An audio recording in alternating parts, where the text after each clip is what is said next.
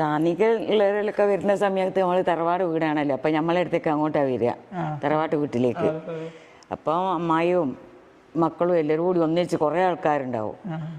ഒരു വന്നിട്ട് ഞങ്ങൾ ഭക്ഷണം എല്ലാം ഉണ്ടാക്കിയൊക്കെ എല്ലാവരും കൂടി ഉണ്ടാക്കി കഴിച്ചിട്ട് അതിന് ശേഷമാണ് ചോയ്മടത്തിലേക്ക് അതിൻ്റെ അവിടെ എല്ലിപ്പിടിയൽ കരുവാറ്റ എല്ലായിടത്തും ഒന്ന് അവലെ കൂടെ നമ്മളും പോവും.